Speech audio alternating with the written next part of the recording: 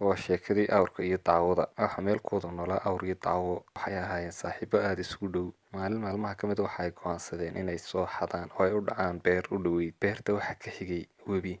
Waxay u soo dhaqaaqeen xaggii beerta. Webiga kama tallaabi karto daawadu. Daawadii waxay ka codsatay awrkii in uu xambaaro oo uu ka tallaabiyo webiga. Awrkii sidii ayaa u yeelay. Waxa uu xambaaray daawadii oo uu ka tallaabiyay webigii. Waxa ay galeen beertii oo ay daaqeen doogii iyo midhihii ku yaalay. Markii ay dharkeen daawadii waxa ay bilowday iyo qaylo. Awrkii oo aad u naxsan ayaa ku yidhi aan loogu yeedhin dadkii beerta lahaa. Daawadii waxay tidhi haddii aan dhargo anigu waxa ii caadaa ama ii dhaqana inaan qayliyo. Sidii ayay daawadii ku bilowday cidii. Waxaa maqlay ninkii beerta lahaa oo ku soo cararay. Daawadii markii waxay bilowday inay dhirta hoos gasho ay ka dhuumato. Ninkii waxa uu yimi awrkii oo uu la dhacay budh. Markii uu ka tegay ninkii oo uu dilay awrkii ayay daawad soo baxday oo ay ku qosashay awrkii. Dub ayay isaga noqdeen oo isiraan iskaga noqday xaggiinii. Markii ay marayeen webi iyagoo awrkii yidhi soo ful dusheedaan kaa tallaabiyo webiga. Sidii ayay ku soo fuushay dushiisa. Markii ay marayeen webiga bartankiisa iyo awrkii yidhi waxaan dhex fadhiisanaya biyaha. Daawadu waxay tidhi maya ka daa waxay qaadaya daadkee. Awrkii waxa uu yidhi waxa ii dhaqaana marka laysoo dilo inaan biyaha dhex fadhiisto.